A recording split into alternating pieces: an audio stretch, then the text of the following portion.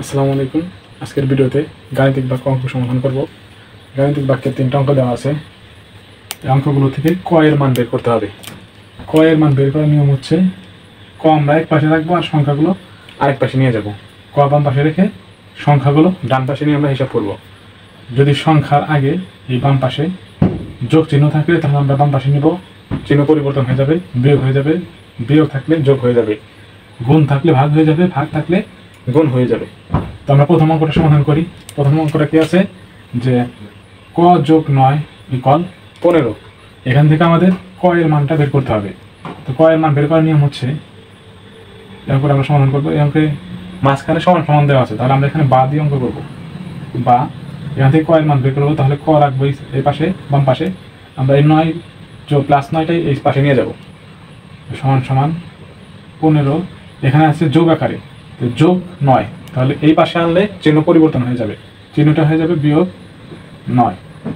সুতরাং ক সমান আমরা পাবো এই 15 থেকে 9 বিয়োগ করলে হচ্ছে 6, 15 থেকে 9 বিয়োগ করলে হচ্ছে 6।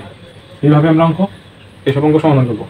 এরপরে দ্বিতীয়টা হচ্ছে 2 নম্বরটা হচ্ছে ক ভাগ 9 ইকুয়াল 3। ক ভাগ 9 ইকুয়াল 3। এই অঙ্কটা আমরা কীভাবে সমাধান করবো? এই অঙ্কটা এটার মতো বা দিয়ে শুরু করব।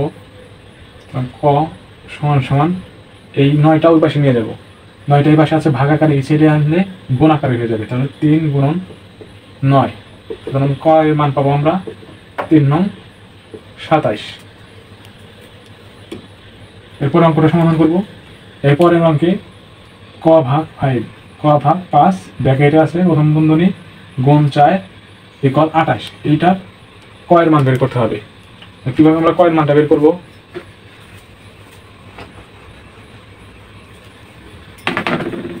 অঙ্কটা হচ্ছে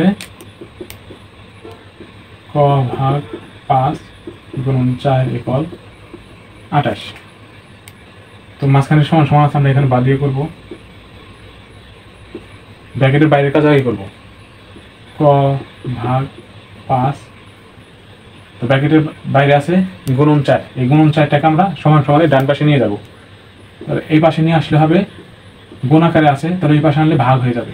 যদি ভাগ থাকতো তাহলে গুণ হয়ে যেত, গুণ থাকলে যোগ থাকলে বিয়োগ হয়ে যেত, গুণ আছে তাহলে ভাগ হয়ে যাবে। 28 ভাগ 4। তাহলে আমরা পরের লাইনে পাচ্ছি ক ভাগ 5 ইকুয়াল 28, আর 4 ভাগ করলে হচ্ছে 4 দ্বারা 28 ভাগ করলে 4 7 28। তো আমাদের বের করতে হবে ক এর মান, শুধু ক এর মানটা বের করতে হবে। তাহলে আমরা এখানে এই কটা এই পাশে রাখবো, আর কর সাথে কি আছে ভাগ 5 আছে, তাহলে ভাগ 5টাকে আমরা সমান সমানে ডান পাশে নিয়ে যাব। ডান পাশে নিয়ে গেলে হচ্ছে ভাগ আছে এই পাশে আনলে গুণ হয়ে যাবে, সাথে সাথে 5 গুণ হয়ে যাবে। সুতরাং ক এর মান আমরা পাবো হচ্ছে 5 7 35। আমরা এইভাবে ক এর মানগুলো বের করতে পারবো।